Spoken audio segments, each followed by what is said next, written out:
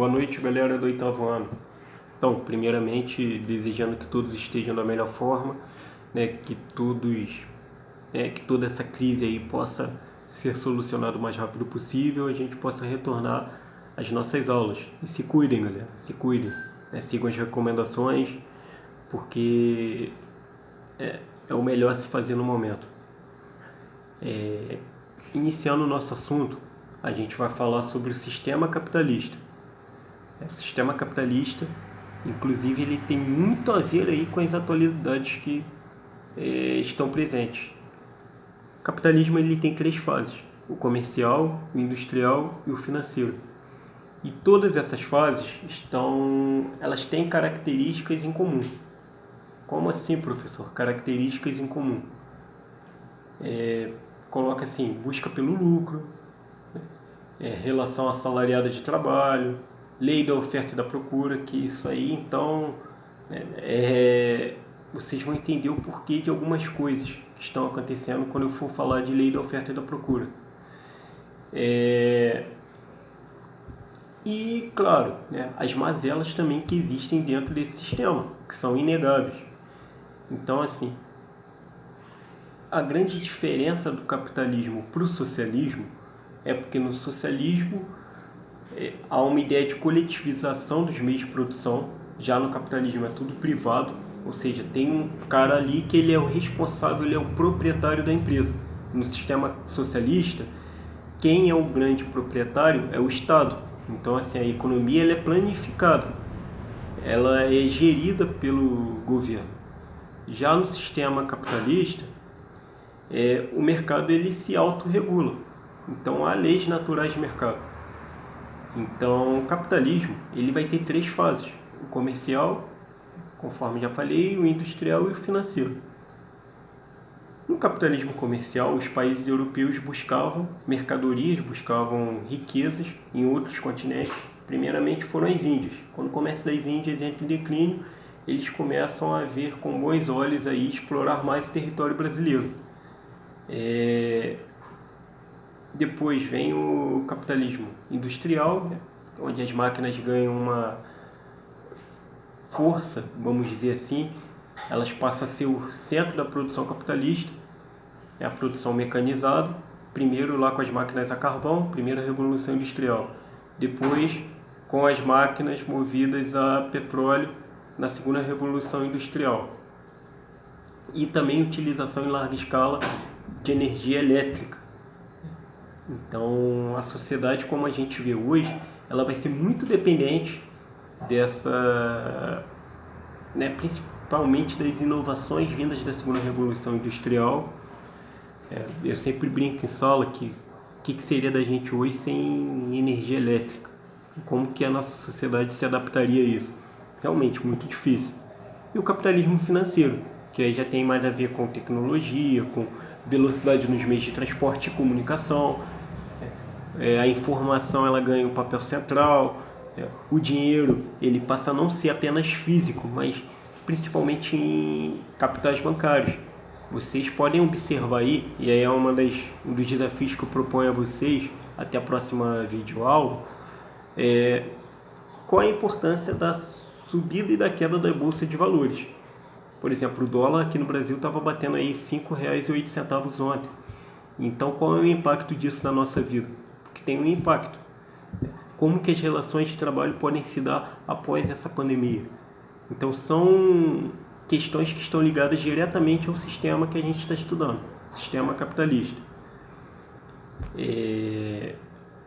Assim, dentro do sistema capitalista, a busca pelo lucro, isso aí vai ser inerente, cara. Por exemplo, vocês podem ver que alguns produtos nos últimos dias tiveram um aumento exponencial. Aí vocês podem perguntar, mas por que vamos colocar o produto que está sendo mais procurado aí, o álcool em gel. Por que os preços estão subindo tanto? Alguns casos até acima da média. Porque há uma procura. A partir do momento que há essa procura, a demanda ela não tem como, a oferta ela não tem como dar conta da demanda. Então os preços naturalmente tendem a subir para poder sustentar mais a produção, né, dessas mercadorias. É complexo, né? Realmente isso mexe com o bolso do cidadão, né, em geral, e certamente assim acontece em outros países, mas é uma das características também do sistema que a gente está estudando. Já os socialistas, né, o socialismo ele é um sistema antagônico, né? O socialismo ele envolve aí a coletivização dos meios de produção, ele envolve o Estado, né, gerindo tudo, ou seja, por exemplo, uma empresa de transporte, ela passa a ser propriedade do Estado, não de um cara em si. Não é uma pessoa que vai lá, pô, eu tenho uma empresa de ônibus. Não. Isso é o Estado que se torna responsável.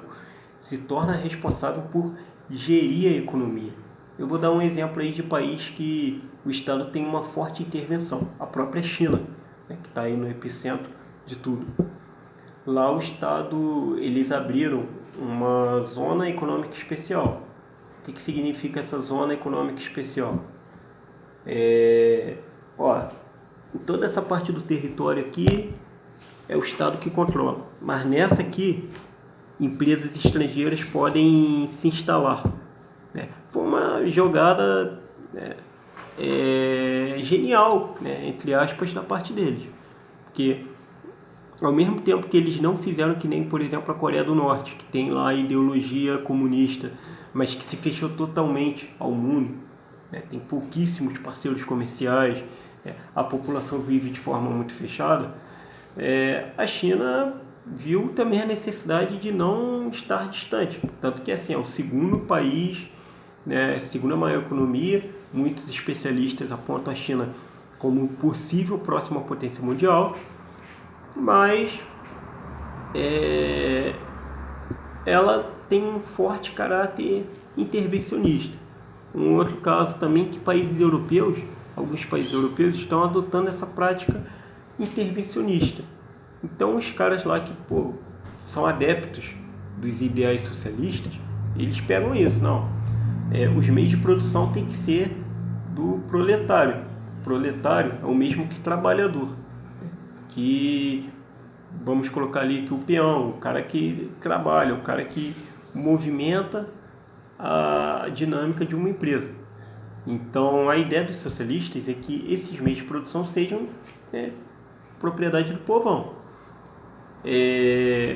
O pleno emprego é outra, vocês podem até dar uma conferida aí depois no livro de vocês, é outra ideia, assim. Eles têm a ideia de que assim, a pessoa que procura um emprego tende a achar facilmente, e isso só é possível com políticas planejadas pelo Estado.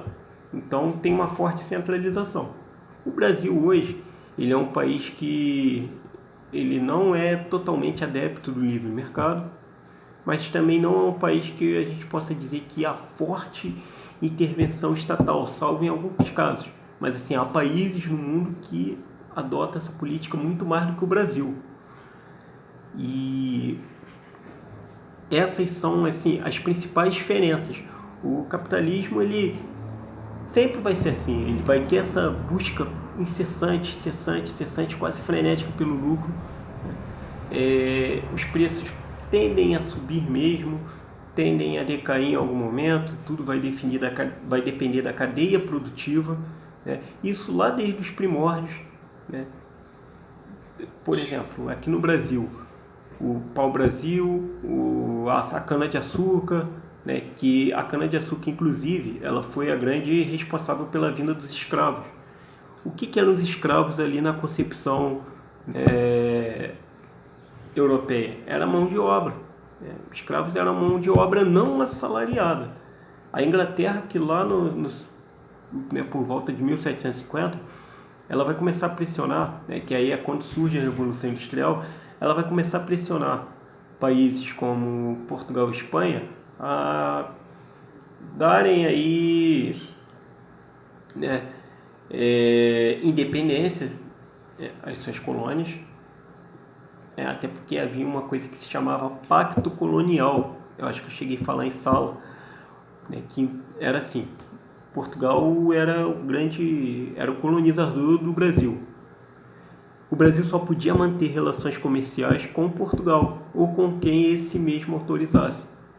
Em 1808, que é quando Napoleão coloca os portugueses para correr lá da Europa, que eles vêm para o Brasil, que é a chamada vinda da família real, que eu também já falei em sala, e aí a abertura dos portos das nações amigas. Pô, não, vamos abrir ali os portos, vamos negociar, que era de interesse naquele momento. E aí uma série de mudanças estruturais acontecem aqui. Por exemplo, universidades vão ser instaladas, Colégio Pedro II.